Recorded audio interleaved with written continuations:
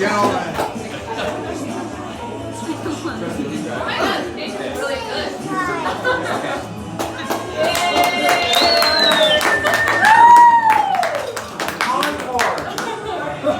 I'd like to welcome everybody to the Jordan Ciros wedding ceremony. Daddy! Good evening. I'm the man of honor, not a man with honor, to make that distinction. First of all, I want to say congratulations to the new couple. It was a truly amazing ceremony, and I am so incredibly happy for you. For anybody who doesn't know, the fifth date that was mentioned, that was my doing. I gave them the concert tickets. So I'm not saying I want to take credit for this whole thing, but it was a notable occasion. For anybody who knows my sister, you know that she's an absolutely amazing person. She might be a little stubborn, maybe a little bit, at times. Can't confirm or deny that I also share that same trait. So one of the things that I've been, hoping for was somebody that could level her out a little bit. I think Matt has definitely brought a drastic sense of calm to her. And it's so amazing to see you both happy and thriving and really building a life together. No Andrew.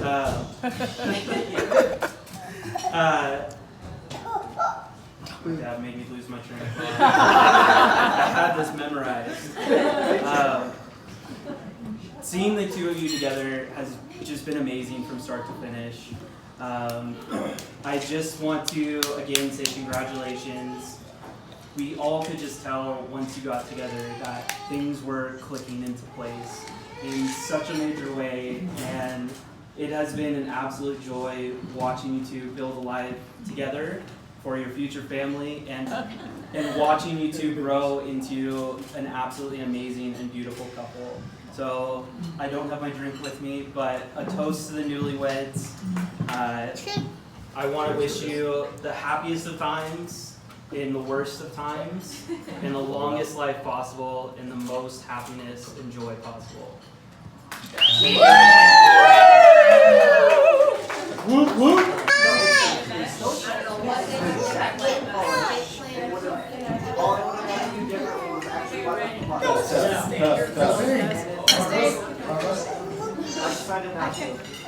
Hello, hello. Woo! Check.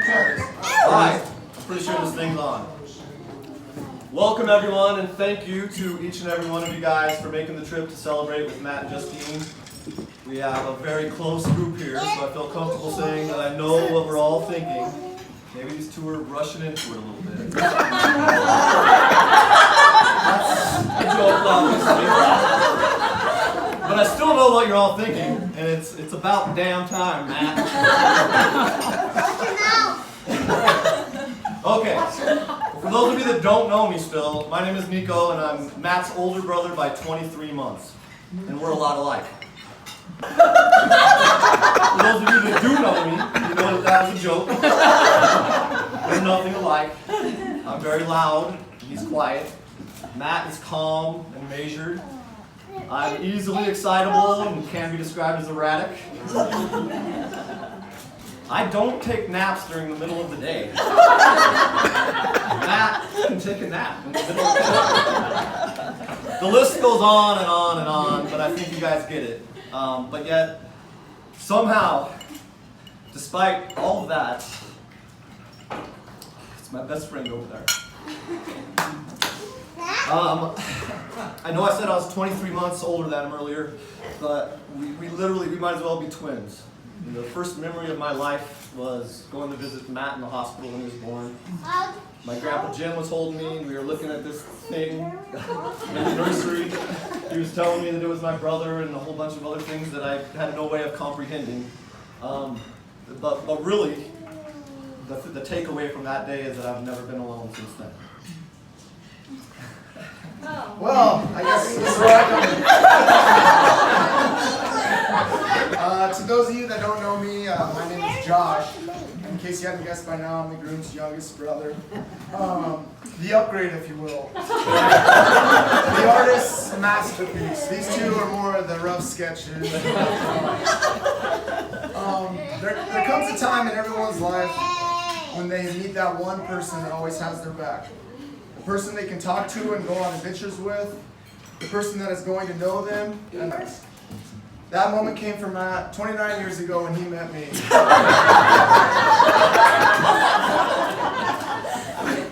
What can I say?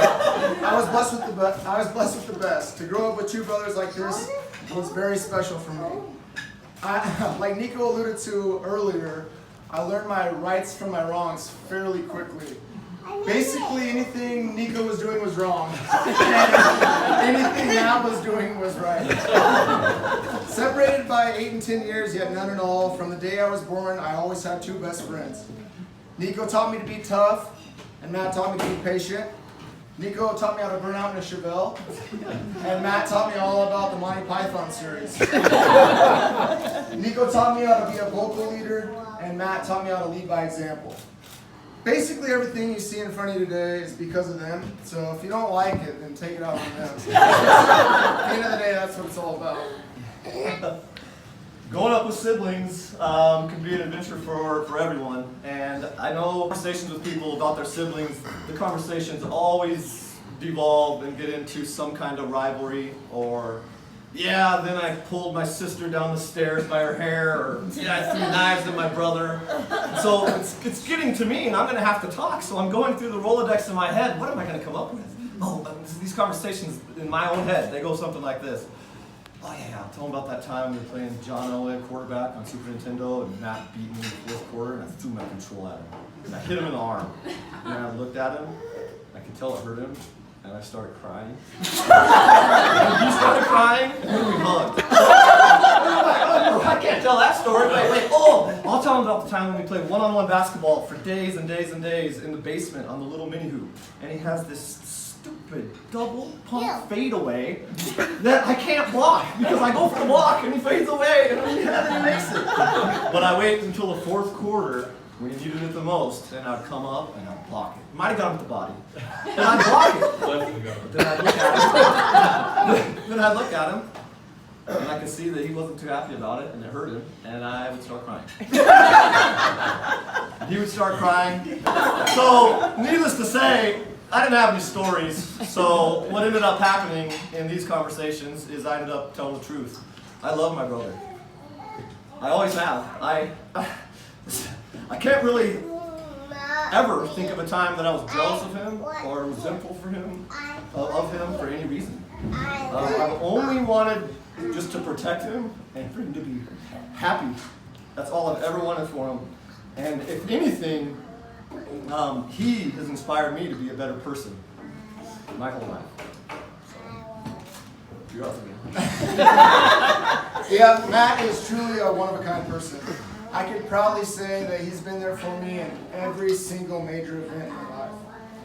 What Matt did was come back home, and basically he was there for me for the whole of my high school career and when I was growing up, and it was very important for me.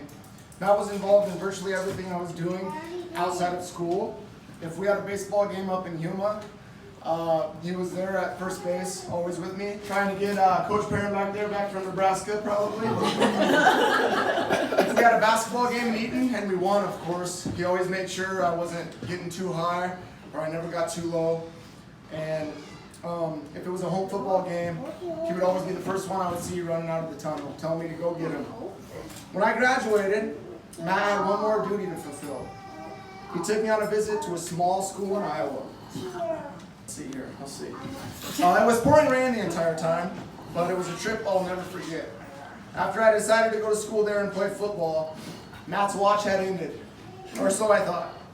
Matt moved to California shortly after my high school graduation to begin his new journey and to be there for older brother Niko to watch his family grow. But every year during football season, Matt would fly standby from California every Saturday, whether it was in Illinois, Minnesota, Iowa, or South Dakota, so he'd be the first one I would see walking out of the tunnel on game day. Little did Matt know, and I know, that college visit to Iowa would happen to be the best decision of my life. It's where I grew as an adult, excelled as a student athlete, and it's where I met the love of my life. And none of that would have happened without Matt by my side. But that's who Matt is. That's who he's always been. He puts others before himself, and he expects nothing in return. Come on. Awesome. Yeah, you are. One of the trademarks of Matt's personalities is that he does not want to be an inconvenience to anyone. And boy, do I have a treat for everyone here. Because I have a never before told story of Matt going to extreme lengths to not be an inconvenience to someone. This story is not approved by Matt. About 8 years ago, Matt was living in California with me. He was going to be over in Orange County one day, and he wasn't sure what time he was going to be able to get out of there. So he called my Uncle Jay. Jay, go ahead and wave your hand. Jay and Michelle, they live in San Pedro, Long Beach area, and Matt said, hey, if I'm too tired to drive back home, is it cool if I crash at your place? He said, sure, you know the code. Come and crash at my place. Well, that's what happened. It ended up getting late. Matt didn't want to drive back to the Inland Empire, so he ended up going to Jay and Michelle's house, put the code in, went down, crashed. Woke up in the morning, starts walking upstairs. He hears Jay and Michelle talk. Says, hey, we're going to go to brunch, and we're going to go shopping after that, and then there was a movie we were going to watch that night. Jay said, okay, cool, Matt might be here because I told him he could crash, so we'll check and he might want to go and do that stuff with us. Michelle was fine with that. She's like, yeah, that's cool, and if Matt's here, maybe we can do a couple other things. And that was it. He knew that people were changing their plans because of him. Keep in mind, these aren't strangers, this is our family, they're here. So what does he do? He turns around. He knows he's got just a little time to work with because Jay's going to be coming down the stairs to check. If he goes out the front door, they'll hear it. He packs up his backpack and he climbs out the window. He climbs out the window of our own uncle's house just so he would not be an inconvenience. So that's an extreme example of how Matt is selfless, even in the most nonsensical of ways. Didn't crash. Growing up, Matt and I always talked about owning a house together and living together. And if you remember earlier, I have a wife now. So when she moved out to Colorado with me, those plans kind of changed a little bit. When your brother puts his whole life on hold for you, waits for you to graduate from college and moves back to Colorado, kind of the last thing you want to do is not do the one thing he wanted to do, right? Well, this is where Justine comes in. Justine, first of all, welcome to the family. I gained another sister today. I'm so happy Matt found someone like you. I know you love my brother, and your dreams are coming true, and no one deserves it any more than you. That being said, I do know the real reason why Matt is marrying you. I married someone like Matt, so in turn, Matt is marrying someone like me. So it's pretty obvious it was the right decision. Justine, there comes a time in everyone's life when they meet that one person that always has their back. The person they can talk to and go on adventures with. The person that is going to know and love them for the rest of their life. For Matt, that person is you. Yeah, as Josh said, after Matt literally took him to college and tucked him into his dorm. He finally came out to California like I've been trying to get him out there for a long time. I'm very, very grateful for that. I'm grateful for the time that he spent with me when we were out there. He was there for the birth of my first son, Niko. He was there for a lot of special times. He was one of the best years and the best moments of our lives. And it is when he met Justine. And I am so grateful for Justine. She's a perfect match for Matt.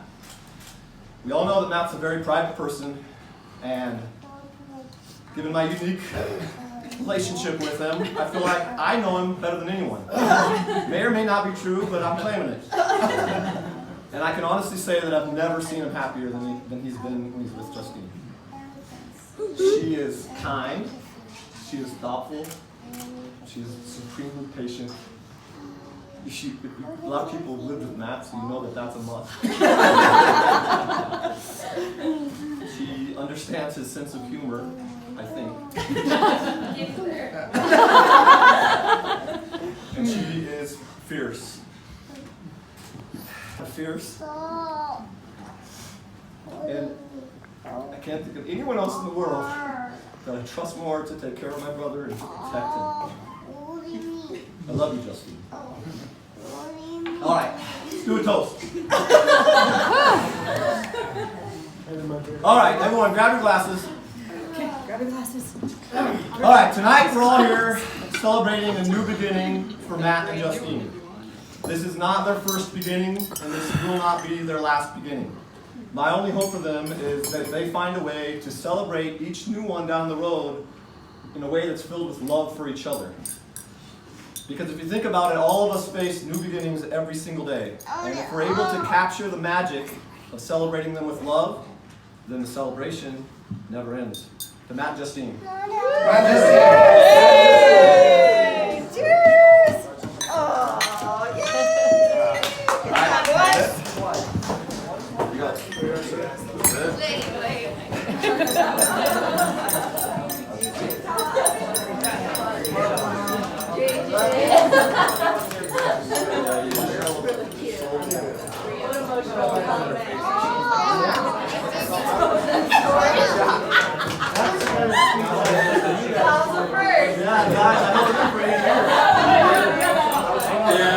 I was driving Uber, and I got done at like 1 or 2 o'clock. I see you so very seldom, you idiot. You were trying to use me to get out of the farmer's market and everything else.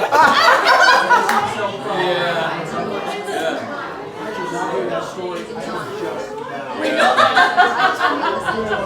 You drove back 2 hours because you wouldn't come up the steps? Yeah. He crawled out the window. Huh? He crawled out the window. What window?